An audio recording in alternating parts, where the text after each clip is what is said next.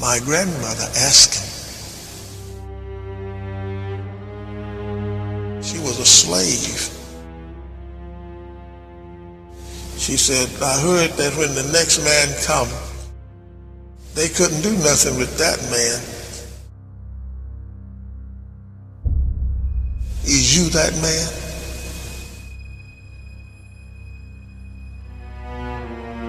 He said, yes, I am the man. He said, I heard all of your prayers. They call him the Mahdi, self-independent, guide the world back into Islam and to kill the infidel. He boarded a ship and came here by himself.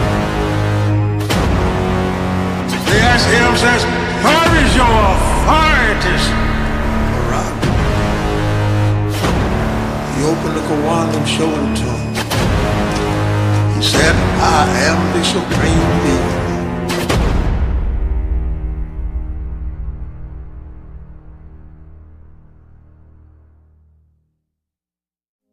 Welcome to the documentary on Master Fard Muhammad. This film contains a small portion of the information contained in the book, The Complete History of W.D. Fard by Alam Khan Publications. The book contains rare accounts of Master Fard from John Muhammad, Elijah Muhammad, and over 20 other witnesses. It also contains historical newspapers, documents, photos, letters, and more.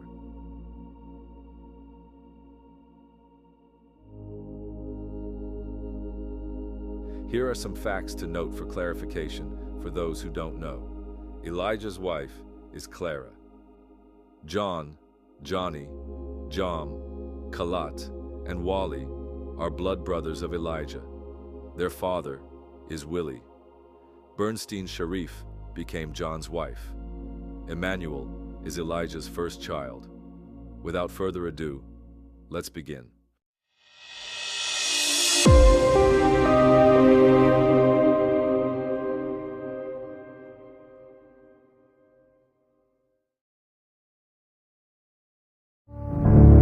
Well, we don't want to be like that preacher. You know, the preacher had been coming, trying to teach and get his audience to listen to him. But every time he would get there, they would start talking about the party they had on Saturday night. So the old preacher got out of there. So he studied up a way to get their attention. So he put his 45 in his pocket, and he taken his Bible, and he put a pour of whiskey in his Bible case. So he got up before the people, he put the Bible down to his left, and he put a 45 over to his right. Then he looked over the people and he says, brothers and sisters, my text is today, some of these things will move you.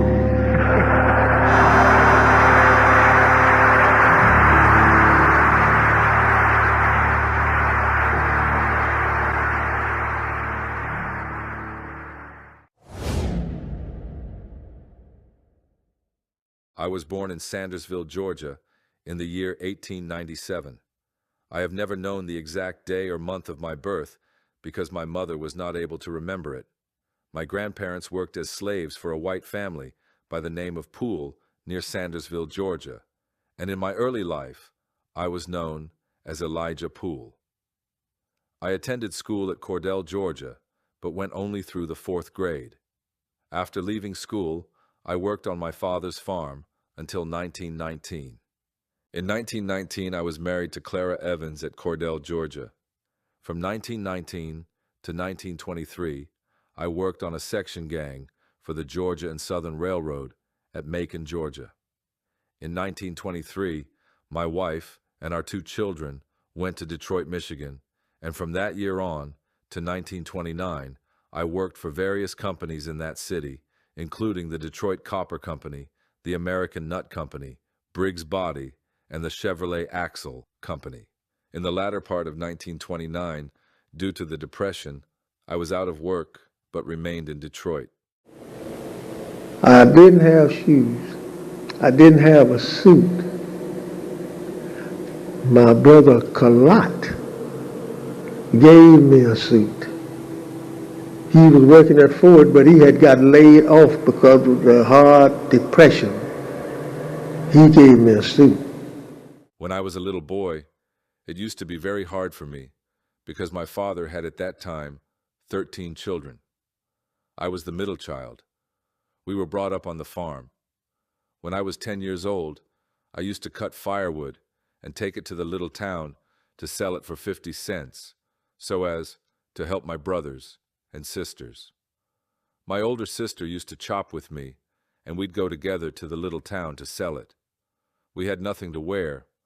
I was having at that time only one rough garment for the whole season. When I was 18 years old, I used to work for a white man on his farm for 50 cents a day, from sun to sun. Then it got worse, so he began to pay me $8 a month for farming the whole day from sun to sun during the entire month. That man was a very cruel white man, as all devils are. He was very old, too. He used to gather the farmers whom he did not like and give a whip to his wife, who would whip them while he held a gun at them to make them submit to beating.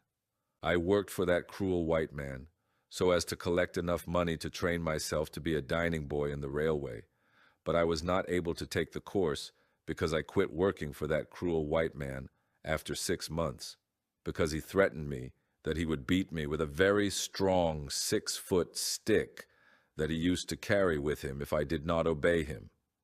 Therefore, he told me to leave, and so I left. That was not the time they called slavery, but it was at the time they used to call freedom. He was not calling any laborer by his name, but he was calling our people some nicknames he invented for them. He used to call me Levi. This man was not an exception. They were all about the same. You said, this man sure do hate white folks.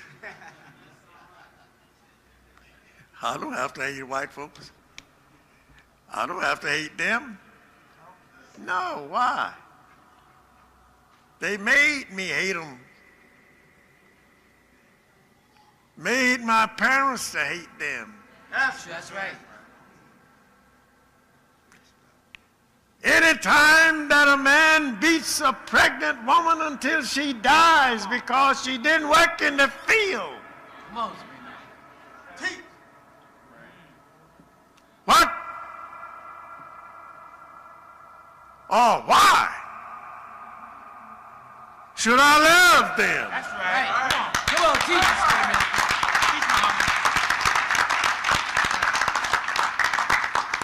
I don't have to hate them. They taught us to hate them. That's right. Yes, sir. By what they did to us. That's right. They put it in their own books in the library. Yes, that's right. That's true. Of how they hung people. What they did to you and me, meaning my fathers, mothers, and fathers. Look what they're doing today to you. Yes, sir. They got it in a nutshell now, calling it education. Teach, Supreme Master. Right. Teach. And saying that it's yours. We give you 30 days out of each year to tell all you know about yourself. Teach. Well, I want you to go back and tell what I say today. Yes, sir. Yes, sir. Right. Right. Once, a time when I was a little boy coming to Cordell to sell a load of wood, I saw a lynching crowd. I was that time a child about 10 years old, when I saw that morning a dark man horribly lynched by whites. He was accused of insulting a white woman. That dark man was a young fellow about 18 years old. They lynched him right in the section where I was selling the wood and where our people live. They took him and hanged him to a willow tree after they lynched him with extreme cruelty. That event impressed me so much that I cannot get over it. I did never forget it, not until this day. It was terrible and horrible to see such things happening, and all our grown men right there to our section, allowing such things to happen. I returned to our house, which was about 4 miles away from the little town, grieving all the way. I wished I were a man so that I could try to do something about it. That scene hurt me very much. I went to school in the city of Detroit. The majority of my teachers was white.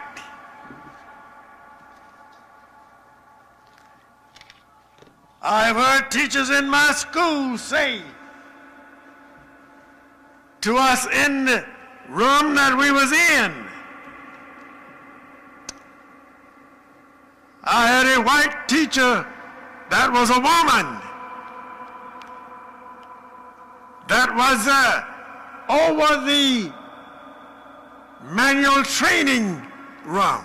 She was the teacher of the manual training. And we was in there, full of black and a few white.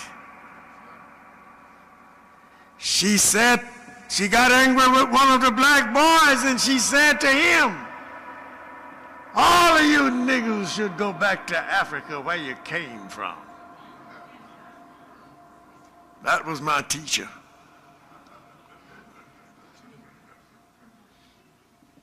Well, I couldn't do nothing but look at, my hand. See what color they were. Know that I was black anyhow. I turned against her that very moment. Yes, sir.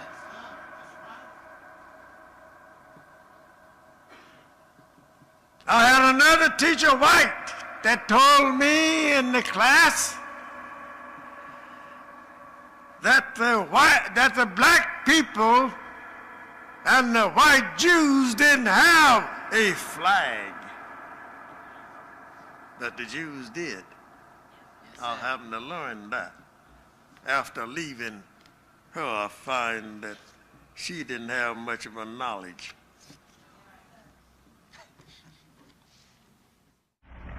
I've met a devil who had a piece of a black man in his pocket,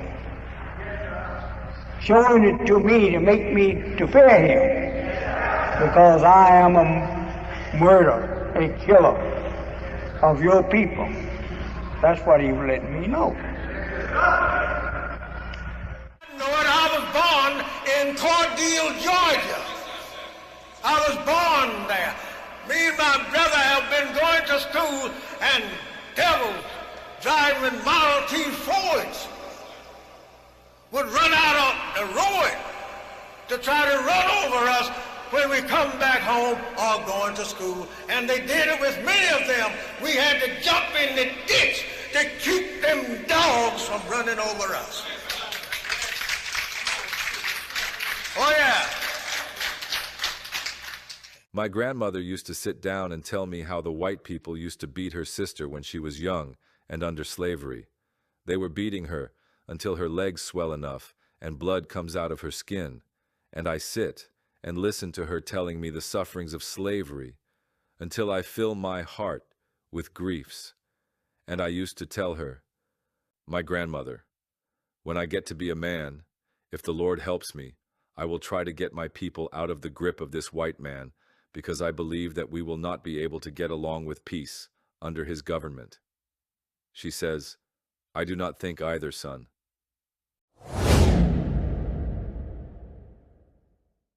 My father was the first member and was the first one to hear about Islam. He met Abdul Muhammad, the representative of Master Farad Muhammad, in the alley. And when he met him, and Abdul answered all of his questions right there in the alley, working. My father was working. He had stopped preaching and he was working for the city, cleaning up the rubbish in the alleys. And that's where Abdul stopped and talked to him, Abdul Muhammad. And he did. My father asked him where was the place at. So he would like to hear that man. And he told him. So my brother Johnny, he set out to find out the address where it was at while my father was working. And when he found it, they went to this place in a house, and there he come back and told my father that he found the address. And then my brother Elijah Muhammad and my brother Wali Muhammad and Johnny and my father, they went to hear Master Farad. And that's the way he would come into the Temple of Islam by my father, because they would sit on every Saturday and they would talk about what they had learned by meeting Master Farad and Abdul Muhammad. One day our father told us that he received some information and teachings from his friend Brother Abdul Muhammad, who told him that Mr. W.D. Farad has taught him and gave him that name after he was known by his slave name Brown. Brown himself was connected with the Moorish American movement started by Noble Drew Ali. Abdul Muhammad joined the movement under the name Brown L. Abdul Muhammad told my father what Mr. W.D. Farad was teaching, and my father told me. When I heard it, I told my father, "I like to hear that man." I said, "That is good what Abdul Muhammad told you." That was in the spring of 1931. I asked my father about Abdul Muhammad, and he told me where that man lives, and therefore we went, my brother and I, to find Abdul Muhammad. We had visited Abdul Muhammad in his house, me and my older brother, for several weeks, and he was telling us what he had been taught. Then we visited the place where Mr. W.D. Farad was teaching. It was a basement. I was not able to get into the basement because it was so crowded that I had no way to get in. But I heard him. He was speaking on Hastings Street, around 3408 Hastings, and I was not able to hear him well here too, because it was so crowded, thousands of people listening to him. After the meeting was over, I was sitting down and thought about the teachings. They did me so much good just to think about them. I waited after the second meeting, so I might have a turn to meet him. So we lined up to go by and shake hands with him, because he was shaking hands with us all. And when I got to him, I shaked my hands with him and told him that I recognized who he is, and he held his head down close to my face, and he said to me, "Yes, brother." I said to him, "You are that one we read in the Bible, that he would come in the last day under the name Jesus." I said, "You're that one?" Here he looked at me very serious when I said that to him. And finally he said, "Yes, I am the one that you have been looking for in the last 2,000 years. I am the one. But you go ahead now, brother. That is good." And he did not seem to care whether others were sharing what I was saying or what he was saying. So finally I went back again and listened, and he told the whole congregation that he was the Jesus that we have been looking for and expecting, not the one who was here 2,000 years ago, but the one we had been expecting. He said, "This is the time of that one."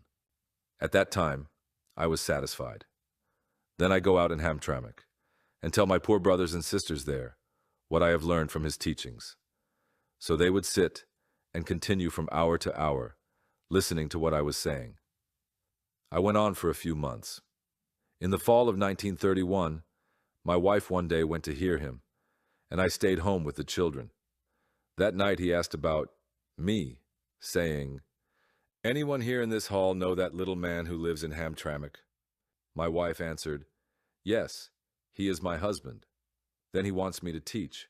He told her to tell me to go ahead and teach Islam, and he will back me up. These were the words he told her to tell me. I felt so happy when my wife told me that. I said to myself, now we really have something to teach, and it is good. So I began teaching. When I shaking hands with Allah himself in person, Master Farad Muhammad, he said, "You want to reclaim your own?" I said, "Yes, sir." He said, "Okay, I shake hand." I told him my life and death is all for Allah. Yes, sir. And he said, "Okay." Okay, so you come, just come on, be a follower.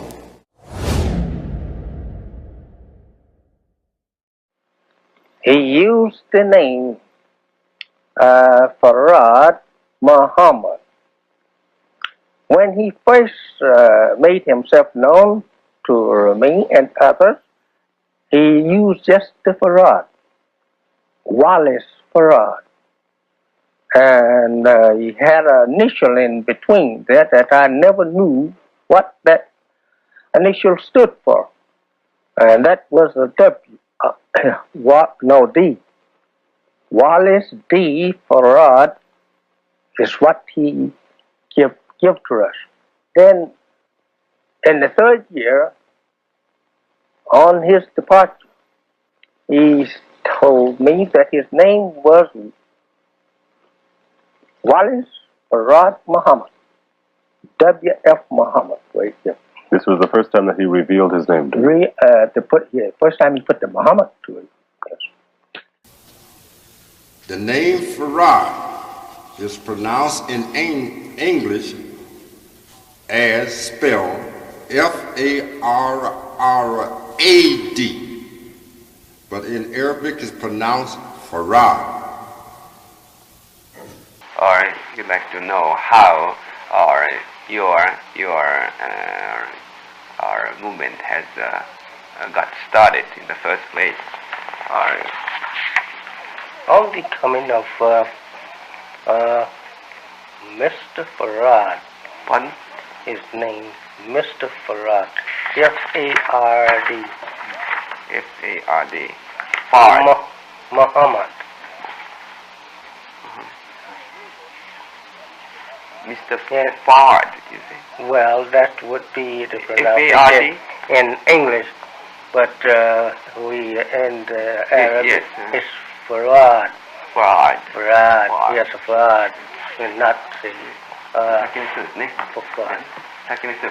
We call Muhammad from Muhammad. And many people say after they had went to Mecca that they haven't known a name like that. And it meant Muhammad by saying Muhammad. So it is the highest language of the God. Yes, sir. That's why you ain't never hear. I was saying Muhammad when I said Muhammad. Some people say it's not in the Arabic language. I had a brother to tell me, he says, all you hear is Muhammad. God said Muhammad. And it's there. And it's there. I will read it to you someday and show you Muhammad in the language of Muhammad, spelling it in the English language.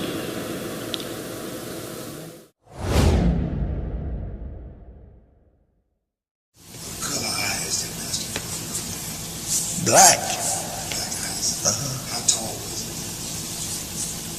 You ever seen the messenger? he? I never saw him in person. You never saw him in person? I've heard him described as being about 6 Well, he was about his size. He never weighed over 140 pounds. Master Farrar, how did he look? Did anybody see him? Yes, many of us saw him.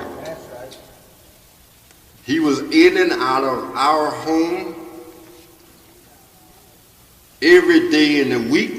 He ate out of our home. He also ate at my grandparents' home. And we saw him. We know what he had on when we saw him. We know his height. We know his complexion. We know that he wasn't a Caucasian, as some people believe. That's right. Master Farrar was a handsome man in every respect. Medium size, black hair with a few unnoticeable strains of gray, beautiful white teeth, an even-toned complexion, a soft accented voice, and appeared very healthy. Some people on a different leadership that call themselves Muslim want to claim that Master Farrar hair appeared at times as being kinky. But here, stand up, Uncle. Here's my Uncle John, who knows more about Master Farrar's hair than anyone, because he used to massage his hair. Yeah. He used to cut his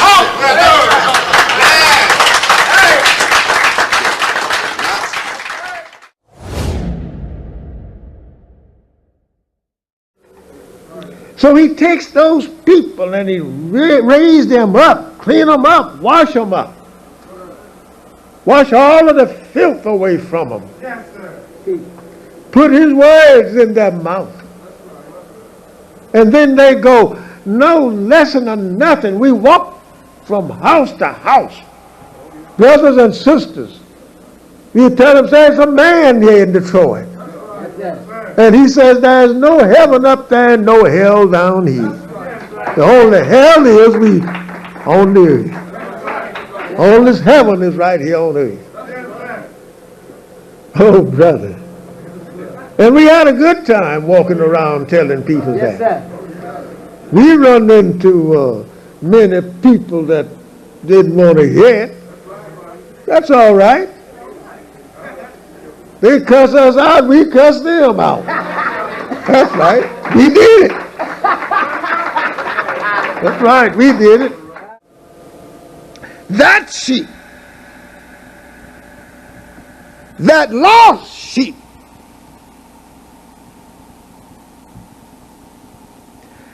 he says, is my sheep. I am its shepherd.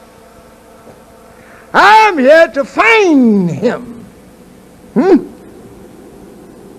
That's what it was said when Master Farrar Muhammad came in this country.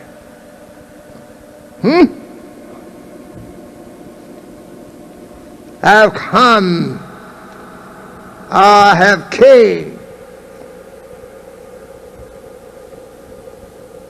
here looking for my sheep. Now don't think about just one.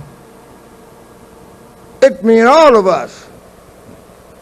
Because he said, 60 years hence of my coming, we learn about you. Huh? We heard about you. Huh? So he bought a ship and came here by himself. He didn't need nobody to come with him. When Allah come, he say, I come for my babies. And we was his baby and still his babies. That's right. Because we didn't know nothing, not a damn thing. Pardon me from saying that. Not nothing before he come. We were just out there a walking spook. That's all.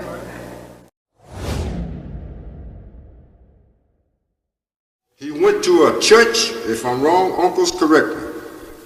He went to a church and the preacher was preaching concerning Jesus. And Master Farad got up and said that he was the long-awaited Jesus whom they have been looking for the last 2,000 years. Yeah. Am I right? That's right.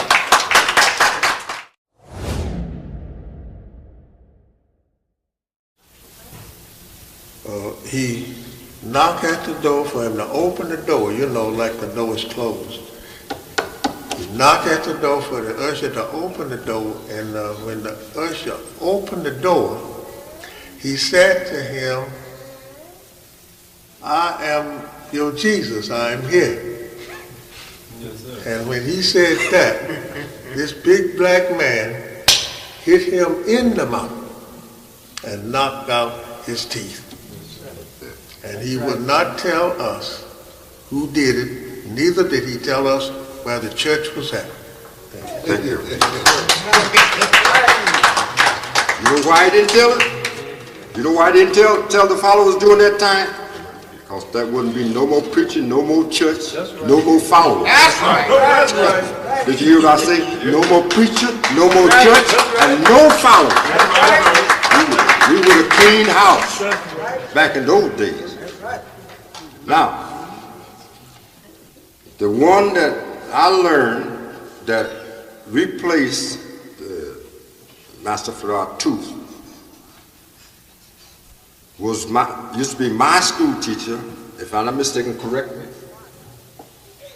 Sister Odessa B.I. Is that right?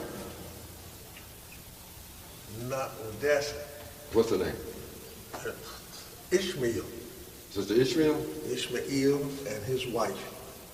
See, all backwards. Thank you, Uncle. He knows. That's right. He knows. I would never. As I said, I was only 9 years old. A lot of things I got hearsay. And this uncle standing right here, we used to work together in the field, and he told me something that would bust your viscera, my father used to say. But I'm saying I might tell some of them today. But that uncle there was very, very close to Master Farad. He had to be, in order for him to be the penman for Master Farad to write down the original names. He had to learn a lot from Master Farad that the other ones don't know.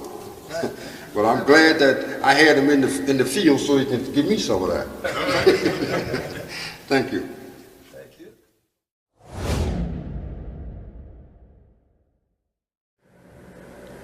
The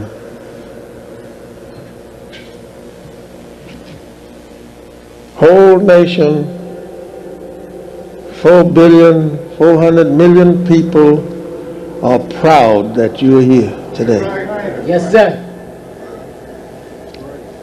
I remember one time Master Farad Muhammad was in the temple and he was talking to his brother, but where he come from, in Asia. He was talking to his brother, and his brother asked him, how many of the people do you have there in the lost world? And he told him about 1,000 is here now. That's what he said. He said about 1,000 is here now. Now, he kept worrying him so. He says about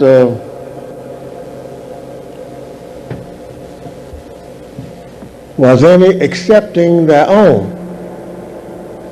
Was any people in the lost world accepting Islam and what you are teaching them about it? So he answered him and told him yes. And he says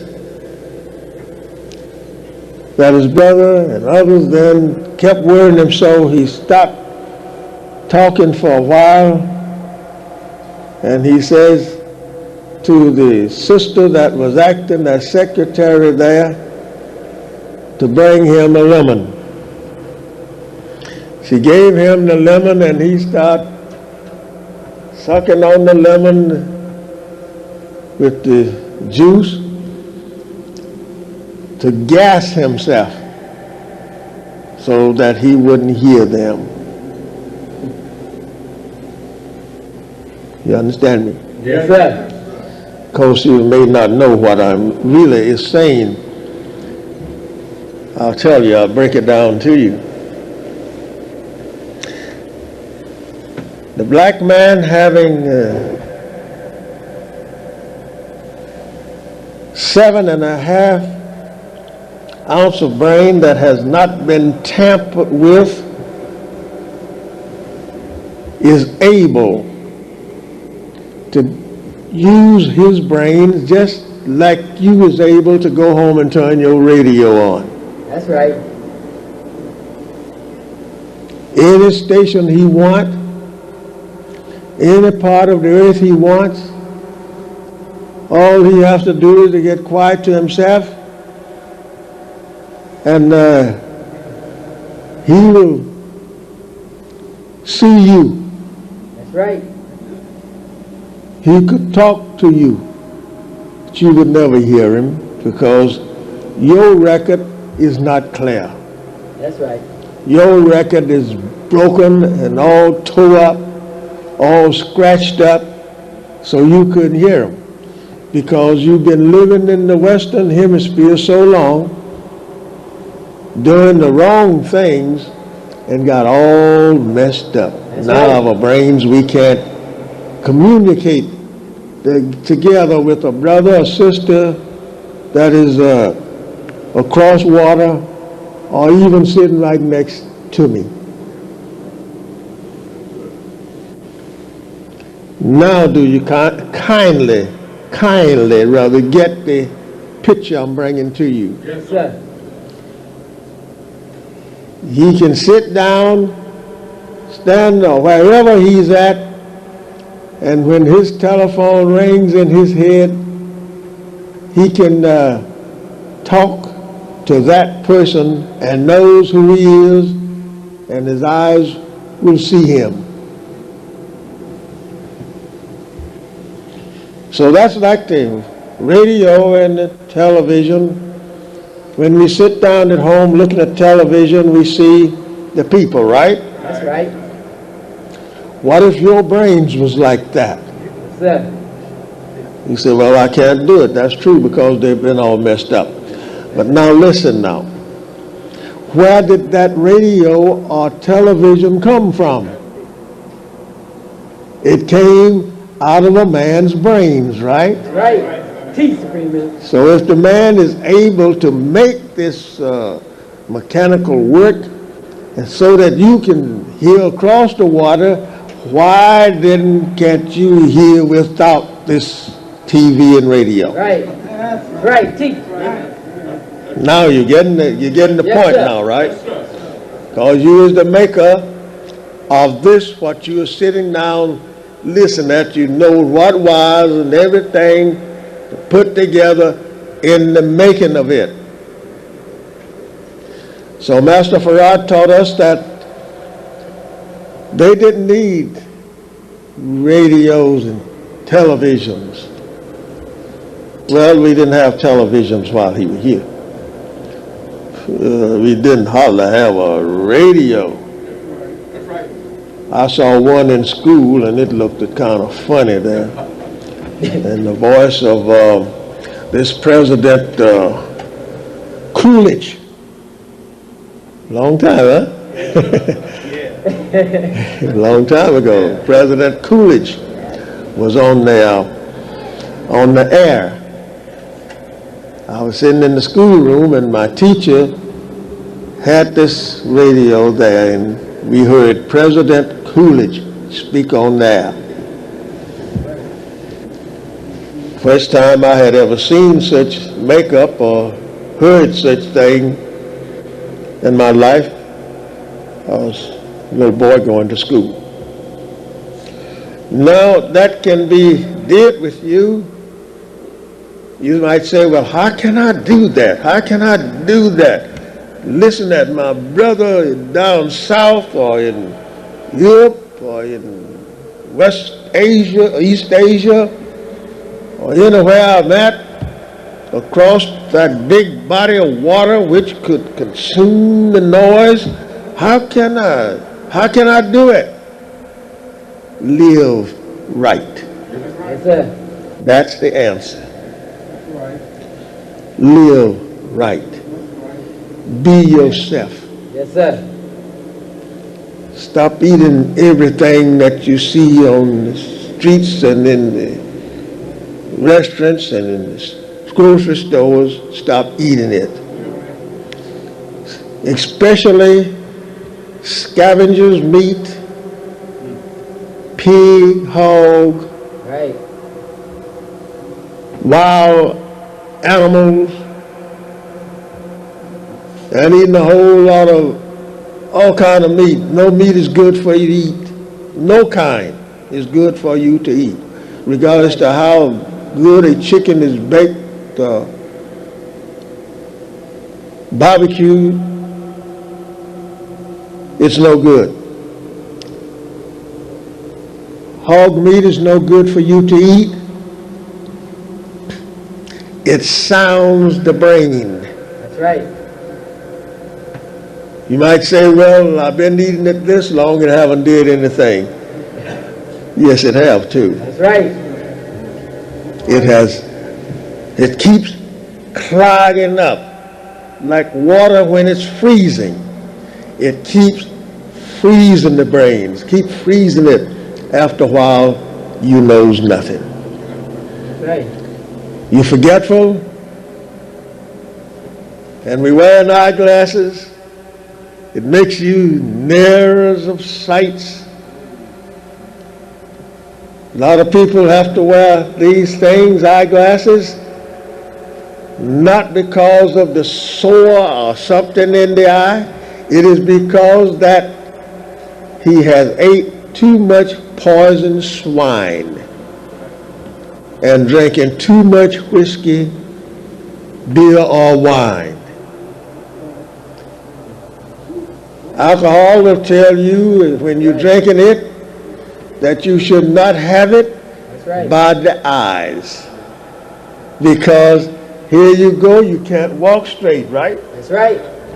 Alcohol is in your brains, in your body, and here you go, you walk from one side to the other. You can't walk straight. Why? We say he's drunk. That's right. If he's drunk, then he can't see right. That's right. Right? Right. Yeah. So he's all messed up.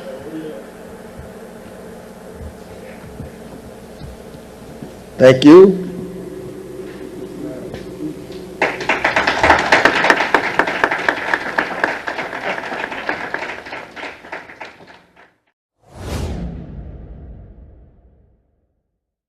Looking back over the mystic happenings during his stay with us, things I saw along with others, to name a few, how he could tell you what you were thinking, things you had said, and even to things that you would say, and it would come to pass.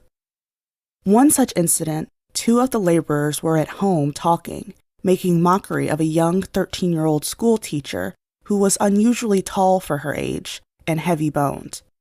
When Master W.D. Farad got there, immediately he reprimanded them for what they did, and he was nowhere near the house when they did it.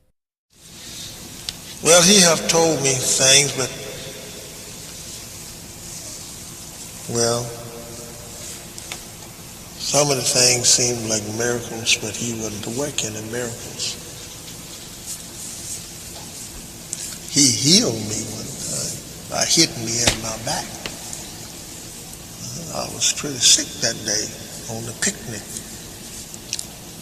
And I was standing right beside him, and it was something happened, and it was pretty funny between the rest of them dancing on the floor. And it was pretty funny, and this brother couldn't dance, but was dancing with the sister. And he hit me on the back, and me and him both laughed. That was the end of that pain that I was having in my back. I ain't had it since. I asked Allah something that maybe you don't know. I saw my wife was in a condition, any disease. The thing that she had was a cancer, and it had been with her ever since he came to us. He told my wife in my presence, "Sister, you have a sick stomach." This sick stomach traveled with my wife up until the day she died. She knew these things, and I knew them. I did not want to tell our sons and daughters the condition that our mother and our wife was in, my wife was in, where they would grieve themselves. I known it for over 30 years, but I kept it to myself. I know what was wrong. God had told her, and she knew it. But there was no cure for it, and the way the cure was sought. As to incidents that happened during my laboring as his secretary were many. Things I'd think of at home, and when I'd get to work, he would do them. He had a beautiful wine-colored suit that I really liked to see him wear. In fact, it was bought for him when he came out of jail. For some reason or another, he stopped wearing it, and I saw the Honorable Elijah Muhammad wearing one just like it. I thought he had given it to him. So this particular morning, I was thinking about it and wanted to see him with it on. I went to work, and behold, he had it on, and said this to me when he saw me. "How do I look?" I smiled with a big smile and said emphatically, "Fine." He took my wife home and told her, says, "I've never been to your house, but you just watch it." Said, "It's caving." He called the car caving. It's going to stop right in front of your door. And it did. When he put on brakes, he was right in front of my wife's house. I wasn't married to her then. That's right. Or anybody could do that if they knowed. Yeah, if they knowed. If you know where I am, go get me any hunky, anybody, any black man today, and tell him to stop in front of my house, and he don't know nothing about my house. We was over in Chicago before we got in the temple over there. We had just had a little, what we might say breakfast, but not, I wouldn't call it breakfast because there's nothing to eat hardly, you know. And Master Farad says, the devil have sent two of his henchmen to get you, Elijah, and myself to assassinate. He said, but they won't see us. He said, they'll be standing right there when they go downstairs. Outside is the door. But they won't see Elijah or myself, for you see her. So it was. They was there. They tried to do something to him. They even gave him a dish with a little poison in it. Yes, sir. Spider webs and such things for him to eat. He sat there and ate them. And got up and walked away from the table. Yes, sir. And lived. Yes, sir. For many more to see him. Yes, sir. Could you do that?